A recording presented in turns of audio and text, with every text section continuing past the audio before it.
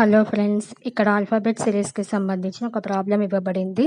దాన్ని ఎలా చేయాలో ఇప్పుడు చూద్దాం. ఆప్షన్స్ కూడా ఇచ్చాడు. ఇలాంటి ప్రాబ్లమ్స్ చేయాలంటే మనకి ఫస్ట్ లెటర్స్ యొక్క నంబర్స్ బాగా తెలిసుండాలి. బాగా బై హార్ట్ చేయాలి. మనకి ఈజీగా నోటెడ్ అయిందనుకో మనకి నంబర్స్ అన్నీ రాసుకోవచ్చు. ఈజీగా చేయొచ్చు. ఫస్ట్ ఇచ్చిన క్వెషన్ రాసుకోవాలి. ఎక్కడైతే కామాలు ఉన్నాయో అక్కడ పార్ట్ వైస్‌గా నేను డివైడ్ చేస్తున్నాను. ఎందుకంటే లెటర్స్‌కి నంబర్స్ రాసేటప్పుడు మొత్తం కన్‌ఫ్యూజన్ కాకుండా ఇప్పుడు లెటర్స్ యొక్క నంబర్స్ రాసుకుందాం.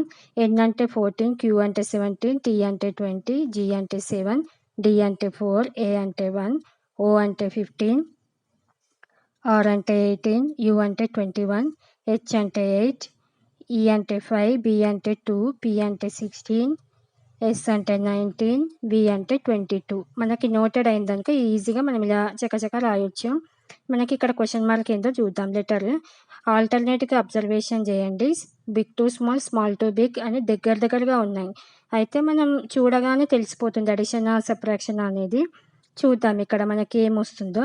ఇక్కడ 14 ఉంది, ఆల్టర్నేట్గా 15 ఉంది, నెక్స్ట్ 16 ఉంది, ఆల్టర్నేట్గా కంటిన్యూ ఉంది 17, 18, 19, 20, 21, 22. ఆల్టర్నేట్స్ కంటిన్యూగా ఉంది 7, 8, ఇక్కడ 9, 4, ఇక్కడ 5, ఇక్కడ 6, 1, 2, ఇక్కడ 3. ఆల్టర్నేట్గా చెక్ చేసుకుంటే కంటిన్యూ నెంబర్స్ వచ్చాయి.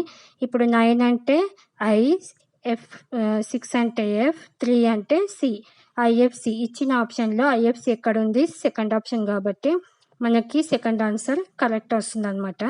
Thank you.